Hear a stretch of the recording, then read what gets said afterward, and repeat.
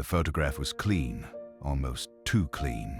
Meghan Markle stood beside Prince Harry, one hand resting on her stomach, the other linked with his. Oh, soft light, calm expressions. A picture that fit perfectly into the modern royal story people expected to see. A pregnancy. A future. Continuity. With a new gloss. For a brief moment, nothing felt unusual. Then came the pause. Not outrage, not disbelief. Just a sense, shared quietly among royal watchers, that something in the visuals didn't quite settle. In appearance after appearance, Meghan Markle's baby bump seemed to change in subtle but noticeable ways. Higher in one frame, lower in another, fuller one week, slimmer the next. Not impossible, not proof of anything, just irregular enough to make people look twice. Soon the focus shifted from shape to movement. In some public moments, she moved carefully, lowering herself into chairs with visible caution, hands steady against her stomach. In others, sometimes only days apart, she walked briskly, climbed stairs without hesitation, turned sharply. Pregnancy affects everyone differently, and supporters were quick to say, "Bet." But the contrast, compressed into short time spans, became difficult to ignore. The image didn't stay consistent. At the same time, the public had been given a story about how this pregnancy would end. Early reports spoke enthusiastically about a home birth at Frogmore Cottage. Calm, private, natural. It aligned with the image Meghan Markle had been cultivating. Modern, mindful, and uninterested in rigid royal tradition. Few questioned it. Then, May 6, 2019 arrived, and the story changed. There was no home birth. Official records listed the Portland Hospital in Westminster. A hospital delivery, especially for a first child at 37, was never the issue. What stood out was the absence of explanation. No briefing that plans had changed. No simple line citing medical advice.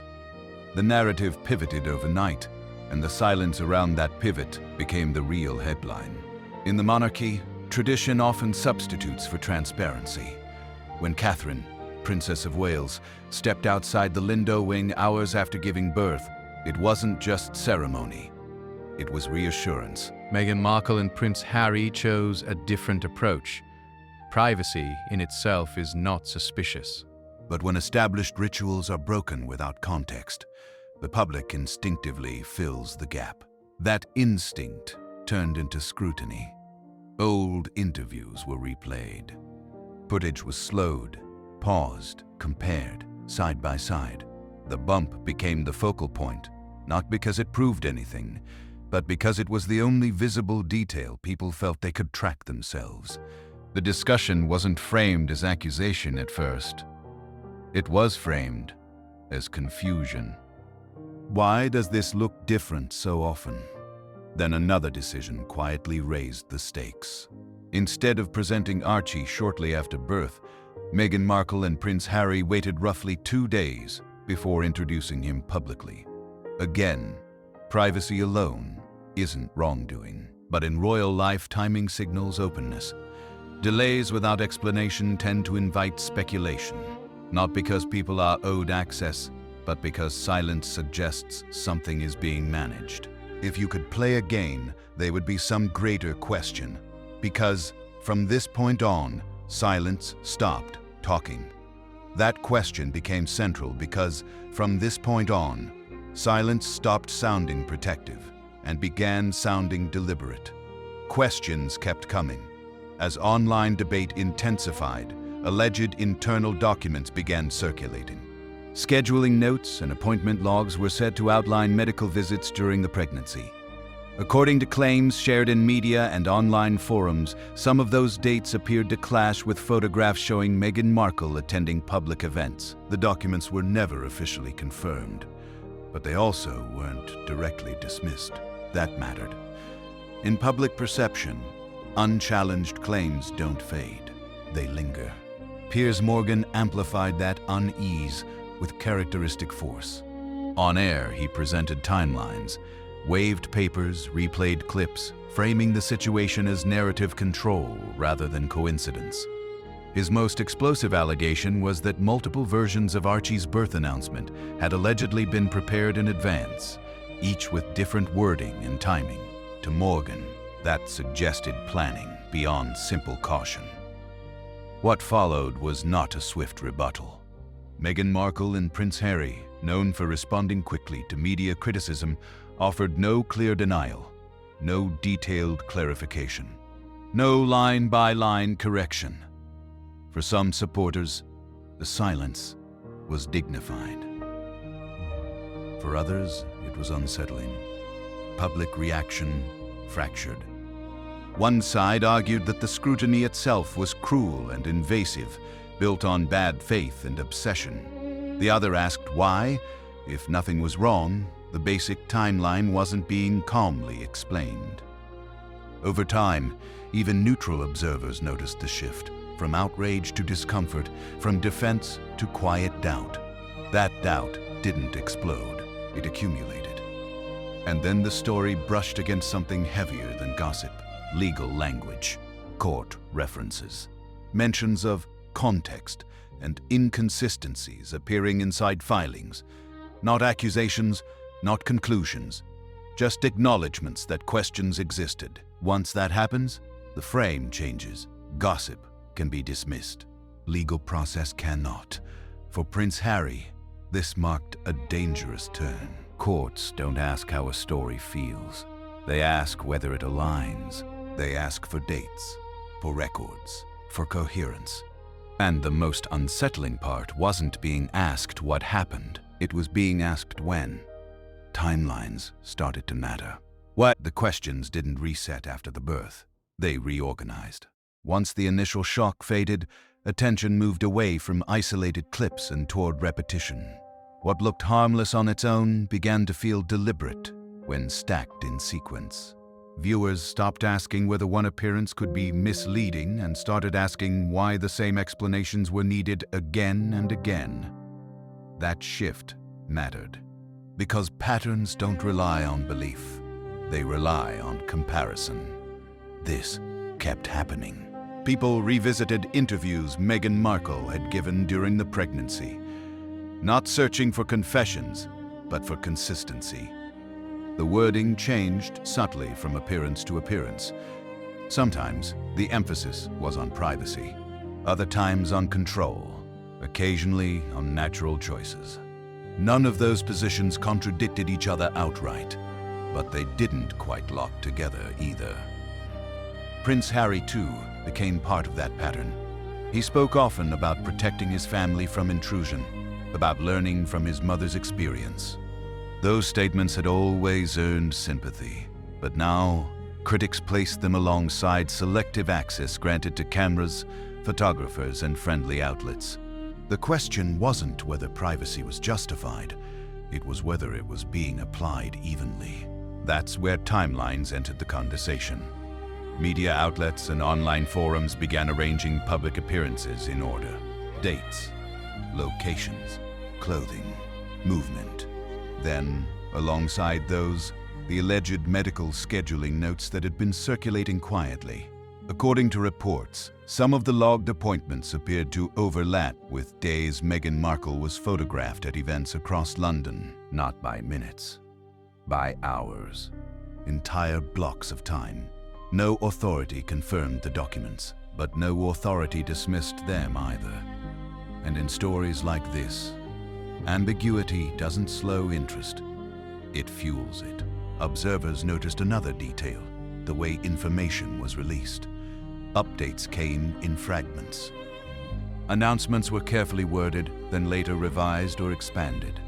One version of events would surface, then be softened or reframed days later. None of it was dramatic enough to qualify as scandal, but together it felt curated. That's when reactions hardened. Supporters defended Meghan Markle fiercely, arguing that pregnancy isn't a public performance and medical details aren't owed to anyone. Critics countered that monarchy operates on trust built through tradition. And when tradition is replaced, explanation becomes the substitute. Both sides spoke past each other, but neither side stopped watching. As tired song. That question sat at the center of the debate. Because it didn't accuse, it invited judgment. The debate turned sharp. Piers Morgan escalated the discussion by framing it as narrative engineering. On his programs, he returned repeatedly to the same idea, that the public wasn't reacting to one inconsistency, but to the feeling of being managed. He replayed footage, compared statements, and highlighted how emotional beats seemed to land exactly where audiences expected them to. He focused heavily on the Oprah interview once it was revisited. According to Morgan, Meghan Markle's delivery felt familiar, controlled, emotionally precise. To him, that suggested rehearsal rather than spontaneity. Supporters called that reading cruel and cynical. But the criticism resonated with viewers who had already begun questioning sincerity. Once sincerity is questioned, even silence becomes suspect. Prince Harry's lack of response became a focal point. This was someone who had previously responded quickly to perceived slights and false stories. Now, faced with a narrative threatening credibility, he said nothing. No calm clarification. All about it. No firm denial. The absence of response felt louder because it contrasted so sharply with past behavior. Behind the scenes, according to accounts referenced in media, legal advisors began warning that the conversation was drifting into dangerous territory, not because of tabloids, but because the story had started intersecting with court proceedings. Mentions of timelines and credibility appeared inside legal filings tied to unrelated cases. Not as accusations, but as context. Context is where things get risky. Once courts acknowledge that context matters, they can ask for alignment. They can ask whether public statements match records. They can ask whether narratives told at different times can coexist without conflict. These aren't moral questions, they're procedural ones. And procedure doesn't respond to emotion. As legal language crept closer, the public tone shifted again. Online commentary grew less hostile and more analytical. People weren't shouting, they were mapping. Supporters began offering explanations instead of dismissals. Critics stopped mocking and started quoting dates. That's rarely a good sign. Because explanations once offered by the audience, rather than the subject, signal a loss of control. The story no longer belongs to the person living it. It belongs to the timeline. Prince Harry reportedly reacted strongly to this shift. Accounts suggest internal disagreement over strategy, whether to confront the speculation head-on or let it burn out. One approach risked opening doors. The other risked letting silence define the narrative. Neither option offered safety. What made the situation heavier was that nothing new had actually happened. No revelation, no leak, no single moment that could be denied or disproven. The pressure came from accumulation, from repetition, from the uncomfortable feeling that too many small questions were lining up without answers. And once alignment becomes the standard, every past statement is reread through that lens. The story was no longer about pregnancy alone. It was about control versus clarity. About whether a carefully told story could survive being examined piece by piece, and about what happens when public trust, once granted, begins to thin. Not from shock, but from quiet doubt. The most dangerous part was still ahead. Process was moving forward. The shift didn't arrive with a headline. It arrived as paperwork. What had once lived in studio debates and comment sections began appearing quietly inside legal language. Not accusations, not conclusions, just acknowledgments that context existed and that context mattered. For Meghan Markle and Prince Harry, that was the moment the ground changed under their feet. Because courts don't chase rumors. They examined alignment. the case took shape. According to accounts referenced in media coverage, legal filings connected to Prince Harry's cases against the press began to include phrasing that made advisors uneasy. Mentions of public statements, references to timing, footnotes that didn't accuse but didn't ignore the growing questions either. They didn't say anything was false. They simply suggested that clarity might be relevant. That distinction is crucial. In law, relevance opens doors. Once something is considered relevant, it can be requested, queried, compared. And what made this especially dangerous was that the underlying issue wasn't a single disputed fact. It was accumulation. Multiple versions of events told at different times for different audiences. Inside Prince Harry's legal team, according to reported accounts, opinions split. Some urged restraint. Narrow the case. Keep the focus on unlawful press behavior. Don't widen the frame. Others argued the opposite. Deny everything forcefully. Confront the narrative. Shut it down before it hardens further. Prince Harry reportedly leaned toward confrontation. This wasn't just about strategy. It was personal. He had built much of his public identity around protecting his family from what he saw as hostile media forces. To him, allowing these questions to sit unanswered felt like surrender. But courts don't reward emotion. They reward precision. Behind the scenes, pressure intensified. Emails were reviewed, calendars cross-checked, dates verified against photographs that had already circulated years earlier. Every public appearance during the pregnancy was now seen through a different lens. What once felt routine suddenly looked strategic. That's the cost of delayed clarity. Meghan Markle, according to accounts circulating in the press, remained composed. Her focus stayed on messaging, what could be said without legitimizing speculation. From that perspective, addressing rumors directly risked giving them weight. Silence. She appeared to believe still had power. Prince Harry wasn't so sure. If this is so-called our double down on silence, we'll finally explain. That question defined this phase because the stakes were no longer public opinion. They were procedural exposure. Courtroom logic entered. The real danger wasn't accusation. It was discovery. Once a court acknowledges that inconsistencies might matter, it can request supporting material. Communications logs, schedules, confirmations.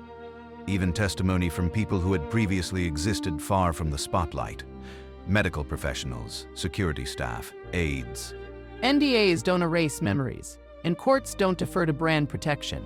Reports suggested that Prince Harry reacted sharply to this possibility, not publicly, but internally. Accounts describe long meetings, raised voices, moments of visible strain. He wasn't panicking in a tabloid sense. He was realizing something worse. Control was slipping.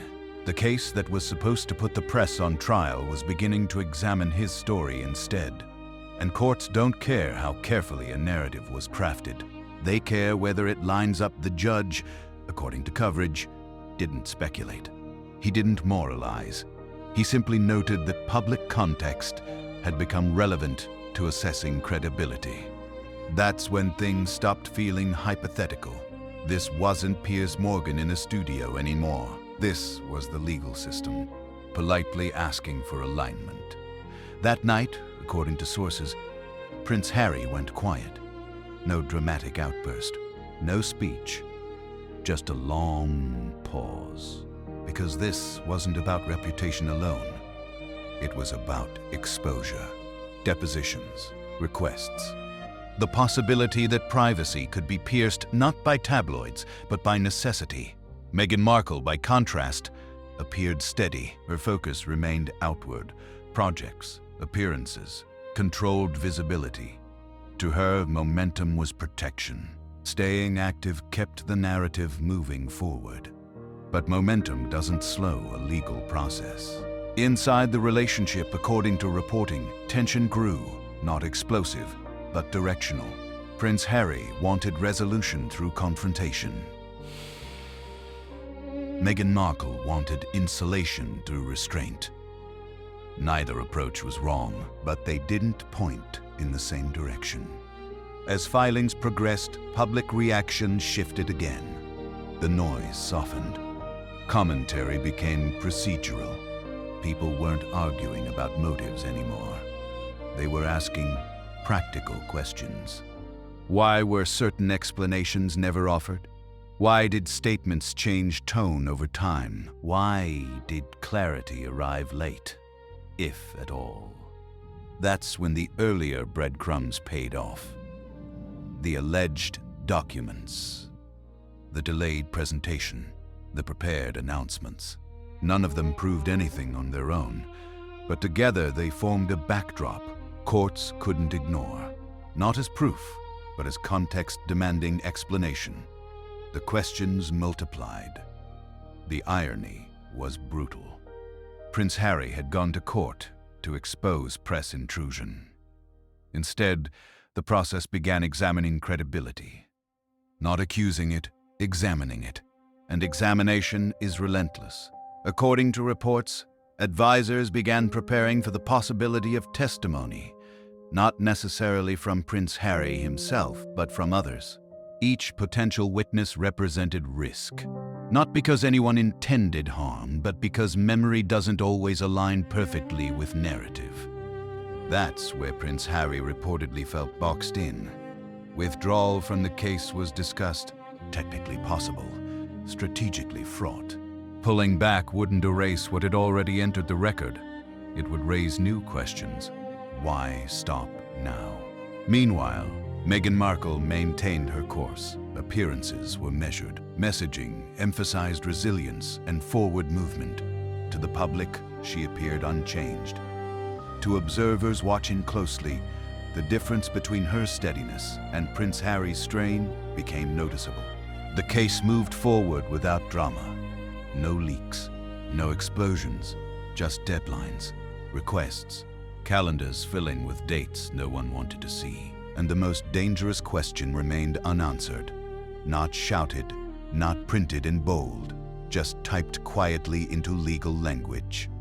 When became everything. By the time the final phase arrived, there was no illusion left to protect. The story was no longer about a single pregnancy, a delayed presentation, or disputed paperwork. It had become something quieter and harder to resolve. Coherence. Not guilt, not innocence. Coherence. The frame finally narrowed. As the legal process continued, the court did what courts always do. It stripped away emotion. There it ignored outrage. It focused only on what was necessary to decide the matter at hand. Public sympathy, media noise, and personal pain were irrelevant. What mattered was whether the story, as told over time, aligned. The ruling, when it came, was measured. Neither the collapse critics had predicted, nor the vindication supporters hoped for. Some claims were upheld, others dismissed. The language was careful, restrained, almost clinical. A legal gray zone, but gray zones linger longer than clear outcomes. The real impact wasn't in the judgment itself. It was in what followed. Prince Harry did not rush to respond. There was no immediate statement, no attempt to steer interpretation, no emotional appeal. For someone who had spent years answering the press quickly and forcefully, the restraint felt significant. The silence wasn't tactical this time. It looked necessary. Meghan Markle resumed her projects without interruption. Appearances continued. Initiatives launched. Her public composure never cracked. To most viewers, she appeared unchanged, focused, assured, moving forward. But for those watching closely, the shift was subtler. The language felt tighter, less expansive. more controlled. What does the public believe next? That question hovered because it captured the aftermath better than any headline could. Noting exploded. Something fatted. The press, as it always does, moved on. New controversies took over. New figures filled the cycle. But residue remained. Not scandal, exactly. Not resolution, either. A watermark, visible only if you knew where to look. Timelines revisited occasionally. Clips resurfaced in documentaries. Questions asked without urgency, but without disappearing. Prince Harry's public presence shifted in response. Fewer spontaneous engagements, less commentary. Not withdrawal, but recalibration. He appeared thoughtful, measured, sometimes strained. Observers noted that people no longer leaned forward when he spoke, waiting to be convinced. They leaned back, listening for consistency. That change was irreversible. What had once been a story about intrusion had become a lesson about narrative control. Control can shape perception, but it cannot replace alignment. And alignment, once tested, demands precision. Privately, according to accounts, Prince Harry struggled with that realization. He had entered the legal fight believing clarity would emerge through confrontation. Instead, he learned that clarity delayed often becomes suspicion multiplied. Not because of malice, but because gaps invite interpretation. Meghan Markle's approach remained different. She believed momentum was protection. That progress itself could carry the story forward, away from scrutiny. In many ways, it worked. Her projects landed. Her image stayed intact. But momentum doesn't erase questions. It simply outruns them for a while. The tension between those instincts, his need for resolution, her reliance on control, never erupted publicly. It didn't need to. It lived in quiet decisions, in what was addressed and what was left untouched. Love didn't vanish. It adjusted. Years from now, this period will likely be debated endlessly. Was it mishandled? Overblown? Inevitable? A collision between modern media and ancient institutions, between privacy and accountability. Probably all of it. But for Prince Harry, the lesson cut closer. You can fight intrusion. You can fight misinformation. But once your own story becomes the battlefield, every move costs something. Control wasn't clarity. Nothing catastrophic happened in the end. No dramatic downfall. No definitive exposure. No final reckoning that satisfied everyone. Instead, there was erosion of certainty, of unquestioned trust, of the belief that narrative management alone could protect truth. Prince Harry didn't break publicly.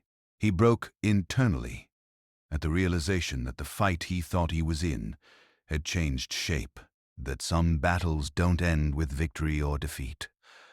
They end with acceptance. Acceptance that stories told to protect the heart can stretch the spine, too, and when stretched long enough, they bend under their own weight. Meghan Markle continued forward, confident and composed. To the world, she looked the same. To Prince Harry, she looked focused on the horizon ahead. He admired that. He always had. But admiration didn't erase the sense that their internal clocks were no longer perfectly aligned.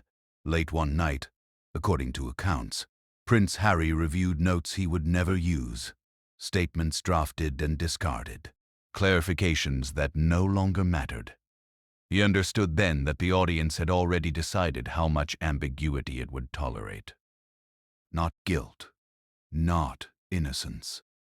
Ambiguity. And ambiguity, once exposed, changes how every future sentence is heard. The public moved on. It always does. But the residue remained quiet, persistent, impossible to fully remove. A reminder that control is not the same as clarity, and silence once used as a shield, can become something else entirely. The story never closed.